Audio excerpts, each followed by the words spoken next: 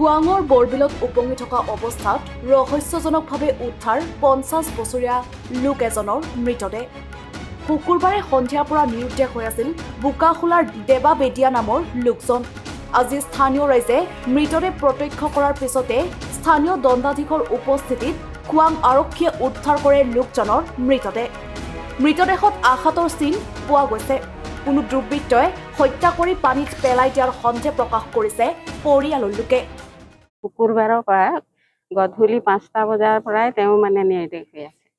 তাৰ পাছতে তেওঁলোকে লগত আছিলে মাছমৰীয়া ১৩টা টীম, ১৩জন আছিলে। সেই একেলগে মাছ মাৰি আছিলে বুলি আমি শুনিবলৈ পাইছোঁ, জানিবলৈও পাইছোঁ। যোৱাকালি তেওঁলোকে ১২টা-১০টা বজাৰ পাছত আমালৈ খবৰ দিছে যে তেওঁক বিচাৰি পোৱা নাই, ক'ত গ'ল বোলে। কেম্পলৈ আহিছিলে, কেম্পতো আমি নাপালোঁ, গতিকে মানুহটো নিৰ্দেশ হৈ আছে বুলি কয়। তাৰ পাছত ঘৰৰ পৰা গোটেই মানুহখিনি আহি বিচৰা বিচৰি কৰিছে, নাই। তাৰ পাছত ৩টা বজাত গৈ থানাত এখন এজাহাৰ দিবলৈ গৈছে। তেতিয়া থানাই কৈছে এখন আমাক এজাহাৰ দিয়া হৈ গৈছে। তো কোনে দিলে? আমাৰ গাৰ্জেনটো দিয়া নাই। তেতিয়া এই মাছমৰীয়া টীমৰ প্ৰেচিডেণ্টজনে দিছে, হেৰাইছে। আগতে দিলে তেওঁলোকে, আগতে দিতে তাৰ পাছত আমাৰ এজাহাৰখন নল'লে পুলিচে।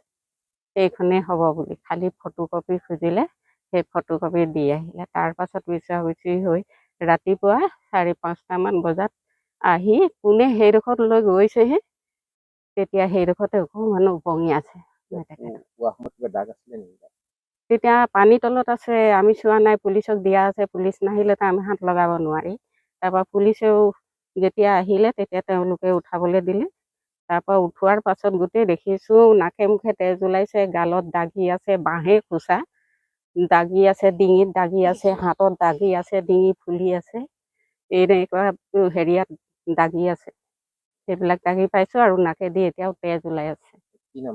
দেৱা বেদিয়া, হয়। বয়স 50 হ'বগৈ।